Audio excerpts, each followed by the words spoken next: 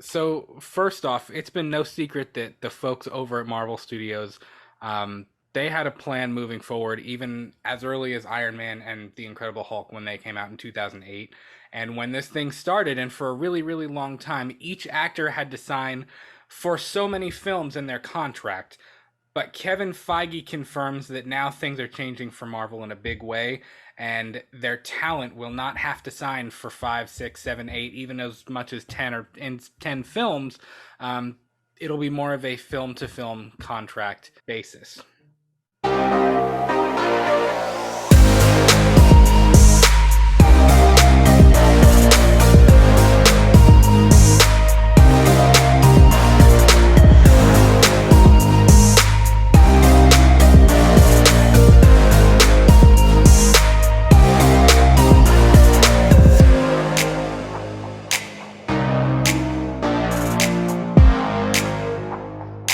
I remember reading about that. I'm sure a Yeah. lot of people, when they found that out, they were probably curious as to why.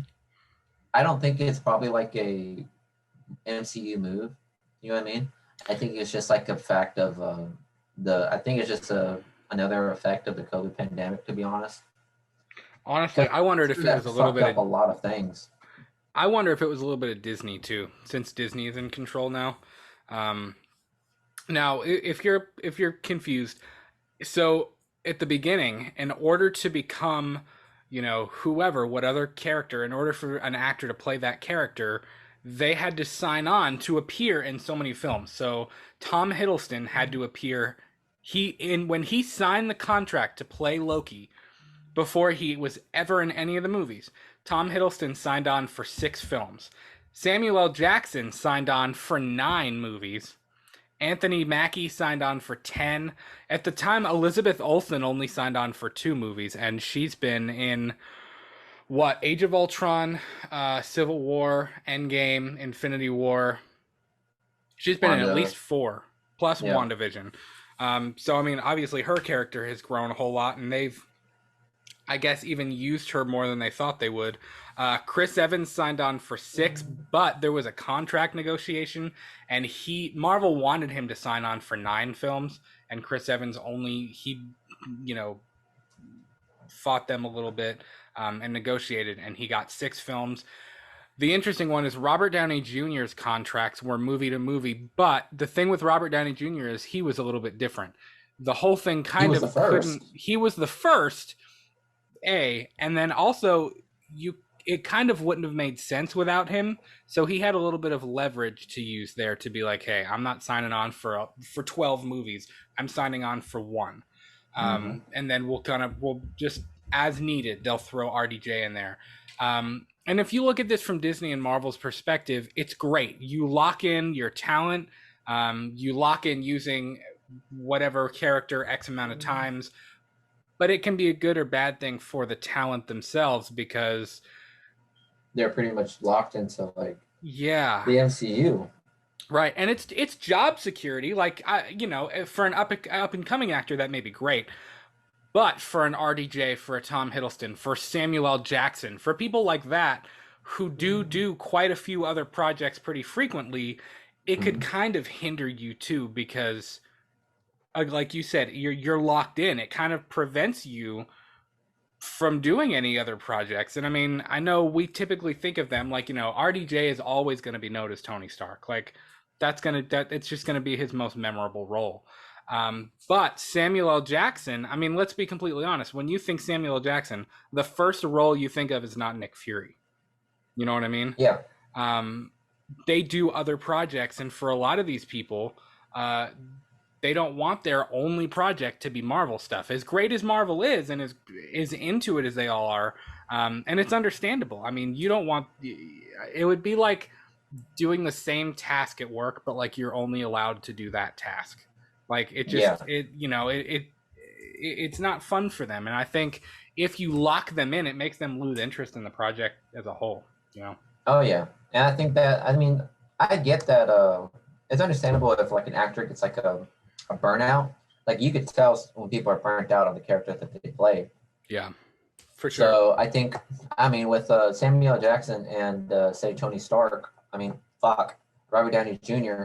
Um, they're really well known in their character as Nick Fury and Iron Man, Right. but they still have prominent characters that they play. Like for Robert Downey Jr., it's Sherlock Holmes or what's his fucking face in Tropic Thunder. Yeah. That movie he did called The Judge. Oh my god, The that was Judge such a good movie. Have you ever seen The Judge? with Robert Duvall. Yeah, I've seen it. Yeah, I I want to say I own that. It's an emotional movie. I'll give I it own. that. I think it's one of the few movies that I actually watched it for the first time. I think I watched it like on DVR or something when it came out, or like on demand or whatever, and I went and bought it on Blu-ray because I loved it. It was just Mhm. I thought it was a really good, emotional, deep movie. It was nice to see Robert Downey Jr. not Tony Stark for a change. You know what I mean? As Exactly, much because as I he's a love him solid as Tony actor. Stark, he's a really Despite good actor. despite Doctor Dolittle or whatever the fuck he made. I mean, that wasn't the best one he's made since that was I his didn't see it. first movie.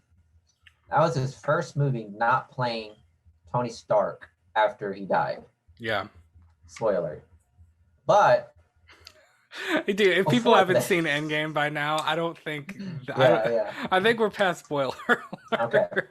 But before Iron Man or like after Iron Man, he didn't really know what was gonna happen. He didn't really foresee anything coming. Yeah. So I mean, he took projects on. I mean, he took Sherlock Holmes. He did The Judge. He did I think another one somewhere. No, he did Tropic Thunder after Iron Man because I remember he talked Mm. about how I troubling wasn't that was at the I time. wasn't a fan of Tropic Thunder, to be honest. It was No, okay. It Tropic. was fine. It didn't like I didn't really understand all of the hype it got. It's getting a lot of hype now because they're trying to. There's news circling around where they want to like cancel RDJ because he did blackface or like pretty much he Oh did my god. blackface. Which if you guys read up on there, if you guys follow Tropic Thunder, Uh, I get it. I get why people are upset with him doing blackface, but you gotta understand uh, who was uh, who was the main character in that film. Do you remember? He played I don't know. he played he's in Zoolander. Okay, that man. He's a phenomenal writer, Ben director. Stiller? Yeah, Ben Stiller. He is a phenomenal writer, actor, and director. I agree. If you guys don't know, watch Walter Mitty. Oh my Secret god, Life of that's Walter another Mitty. one of my. I actually don't own that. That's one of my favorite movies of all time too. That's a pretty great movie too. And I remember if correct me if I'm wrong, there were people really upset with RDJ doing blackface, which I understand the initial reaction. But when you dissect the movie as a whole, you understand why he needed to do it because Yeah, he was basically like putting a spotlight to what me and Brad love to talk about, which is the hypocrisy of Hollywood. As much as we love Hollywood and yeah, the movies, we understand the business as a whole is just filled with a bunch of hypocrites. And it was pretty much that. It was pretty much just a spoof or just a blow back to what Hollywood thinks it can do, which was blackface. So well, and that was RDJ had also what year did Tropic Thunder come out? it was like a couple years after. I think it was like a year after Iron Man. So it was Hey like Siri, what year did Tropic Thunder come out? Tropic Thunder was released 2008. August 13th, 2008.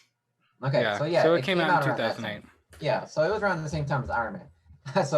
Back to the whole RDJ thing.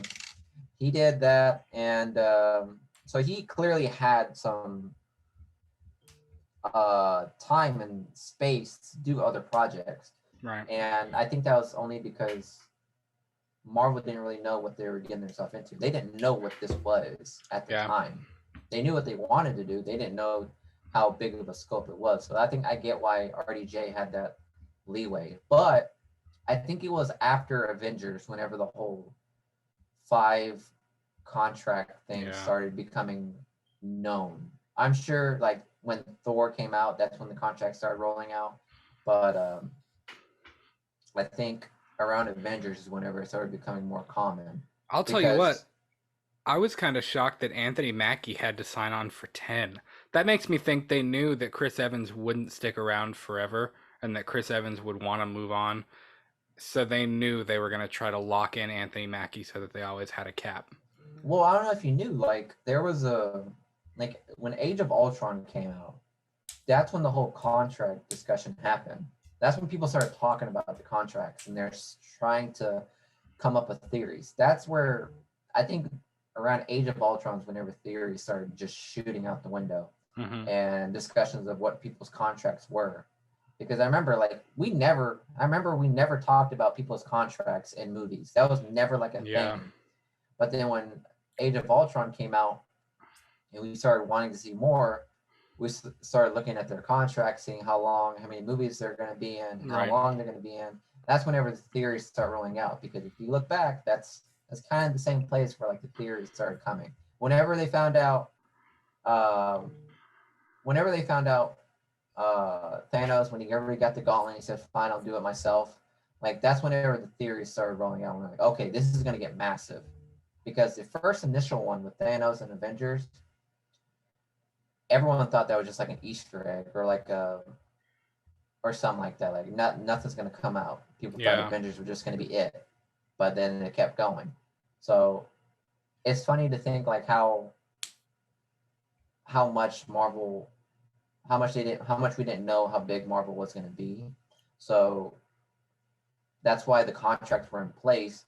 That way, if it did happen that it was going to continue, they had a steady like agreement with the actors. Right.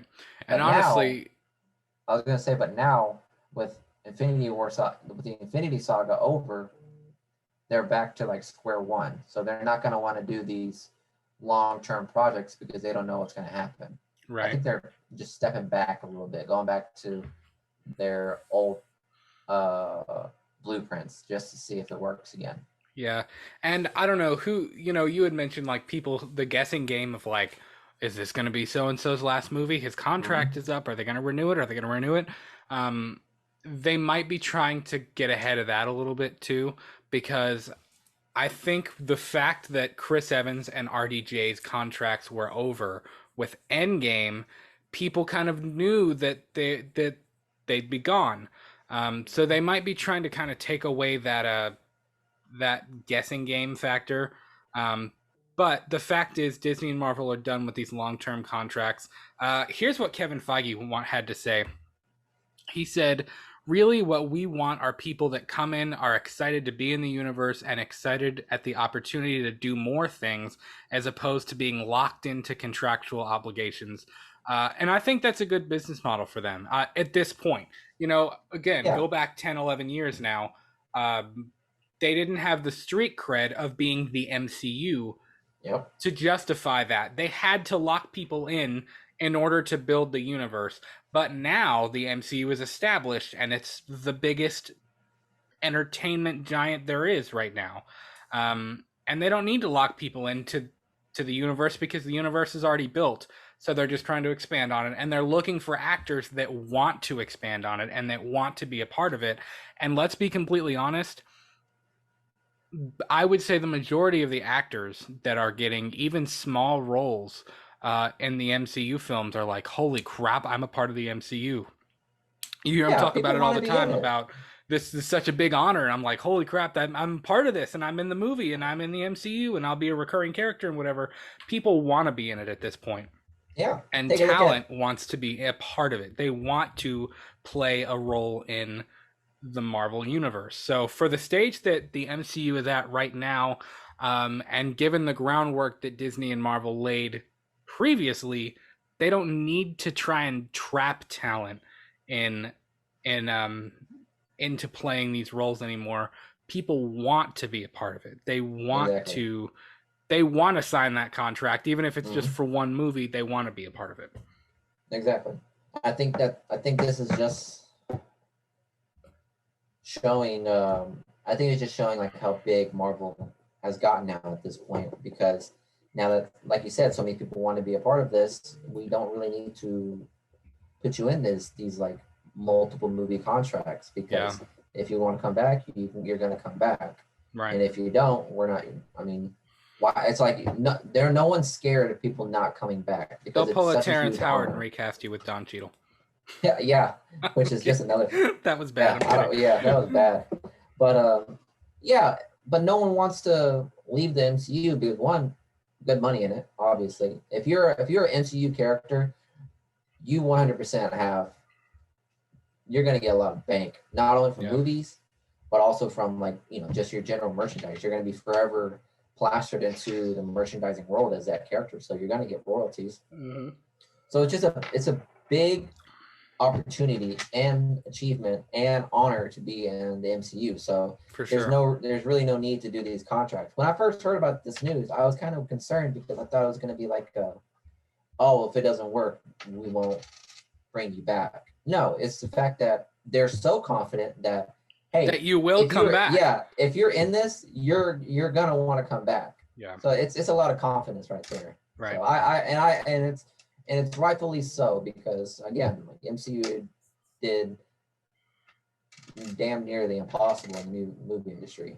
Yeah, for So. sure.